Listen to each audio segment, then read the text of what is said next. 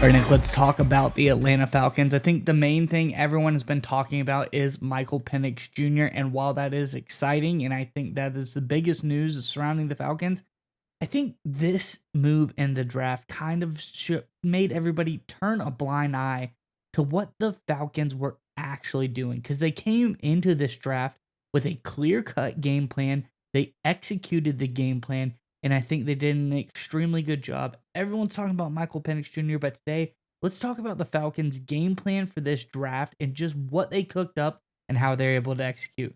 Let's get into the article and we'll talk more about all of this on the other side. This is from ESPN. It says Raheem Morris and Jeff Ulbrich put their heads together a few years ago when they were both coaching the Atlanta Falcons. They did an off-season study on which physical traits were most effective on for NFL defenders. Attribute that kept popping up. It wasn't speed or height or anything to do with bench reps. It was length, or more simply, how a player's arms are his wingspan. With that information in hand, the Falcons reshaped their front seven in the 2024 NFL Draft, putting a premium on length. The Falcons traded up to take Clemson defensive tackle, and I'm going to butcher this name, but bear with me, Rook Orhorhoro, and his 34-inch arm length in the second round with the number 35 overall pick. Morris even mentioned Orhorhoro's reach in the phone call when he informed him that the Falcons were drafting him, saying, "You've got great length, man. We can't wait to see you." By taking Brandon Dorlus, fourth round number 109 overall out of Oregon, and Zion Logue, sixth round number 197 overall out of Georgia, along with Orhorhoro, the Falcons acquired 3 out of the top 8 defensive tackles in the draft in terms of arm length. Nick, I think this just shows they had a plan. They were able to execute that plan. And I think this is just really a brilliant move by the Falcons. I'm curious what your thoughts are, but Falcons fans, in the comment section below, what do you think about the defensive drafting in this draft?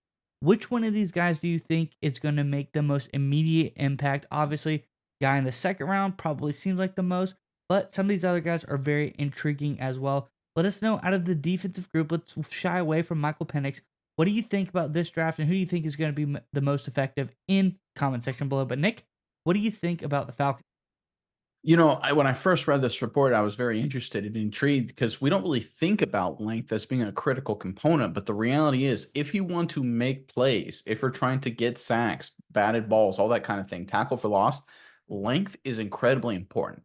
One of the best defensive players in the NFL is the Cowboys linebacker Micah Parsons. But the reality is, he's been nowhere close to the league leaders in sacks and plays made, right? Even because I think a lot of that has to do with Parsons. He's a little bit of a smaller guy, right? He's more that 6'2" range of a pass rusher. Guys like TJ Watt, guys like Garrett over there in Cleveland, they've got great length. They've got great size. They get those 16, 17, 18, 19 sack numbers, right? So length traditionally, and we saw it this past season hold true as well, means more plays, means more sacks, means more tackle for loss. In today's NFL, you need to be able to make the play. The old days of just getting pressure on the quarterback and it'll result in incomplete passes and turnovers are kind of gone, right? Quarterbacks are much more structured. They've got much more training and coaching all the way up from, little league, middle school, high school, all the way through college. They are now much more used to handling pressure in their face and making good throws in the face of that pressure. Plus, you have the rule changes that make it hard when defenders get that pressure, where if they do it in such a way it draws a penalty, it works out well for the offense. So you need to make sure you get these quarterbacks on the ground, generate those negative plays, sacks, tackles for loss, batted balls if you can't get there. And the way you can do that is with length. And if you look at the two best teams in football last season, if you look at the two Super Bowl representatives, the Kansas City Chiefs and the San Francisco 49ers, I don't think it's a coincidence that both of those teams invested heavily in length on the defensive side of the football. Of course, the 49ers with guys like Chase Young, Randy Gregory, Armstead, Bosa. Then you look at the Kansas City Chiefs with a guy like the 6'4" Karlaftis and of course 6'6" Chris Jones. Right, those are two teams invested heavily in length, continue to invest heavily in length. We saw where they ended up, and we saw the caliber of defense of both those teams brought to the table. And I think one more final point here to nail on is this is why Raheem Morris was brought in to be the head coach, to think differently, to fix in a lot of elements on this team. Because obviously, we can all look at a 40-yard dash, or we can look at a guy's height, weight, and how he looks, and say, "Oh, he's a great player," or whatever elements like that. But focusing on those kind of hidden metrics, his arm length, and finding value with that, I think is a great strategy. I'm really excited to see it from Raheem Morris, and I really trust him. He's proven himself to be a very smart coach, very smart mind. What he did in Los Angeles with the Rams fighting hidden gems in the draft, I think he most likely found a couple more hidden gems in these young playmakers. I think we're about to see a Falcons defense make a lot more plays in 2024 and beyond because of the addition of these three guys through the draft. Yeah, Nick, and I think you bring up the Rams. I think that's a crucial component to all this.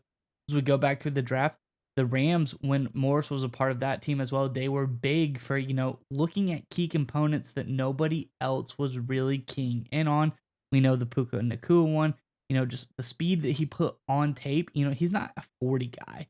He's not a guy that shows elite athleticism and combine stats. But when you look at what he did on the field, those were the metrics they were looking at. Kind of things that were a little bit outside the box, things that weren't as tangible. Now they break it down even further and go, what exactly is that? And Morris finds out the length and more specifically, the wingspan is something that's crucial to the defensive line side of things. I think this is going to be a great move because I just see the Rams' success at being able to break things down and do these kind of moves and how well they've done it to a guy like Raheem Morris, who was thinking about this stuff even before he was with the Rams, kind of maybe polished up while he was there and now executed when he's back with the Falcons. I think this is a great idea. And I really am excited to see how these guys do because I think we're going to see a much improved Falcons defensive line just because of these metrics, just because he's gotten to the core of what makes a successful defensive lineman. One of the major things got to be length. There's a lot of other aspects to come into play, but I think he's found out and he's cracked the code that length is a key one here. Oh, 100% agree. And there's another important element too, is if you're looking for draft steals, you're never going to find them if you're looking in the same characteristics that all your competition is going for, right? If everyone's just looking for 40 time or 10-yard shuttle time or whatever, or sacks or things like that at the college level, you're going to be competing against the other 31 teams for draft steals. But if you got a metric you've identified and you trust it and you attack it, you can find yourselves being very successful in the draft. The Rams were great at that, of course, for the past couple of years. I think the Falcons are following that same model here. I think they got themselves a handful of nice defensive playmakers that will help upgrade this 27th ranked pass rush in 2023 to much better in 2024 and beyond.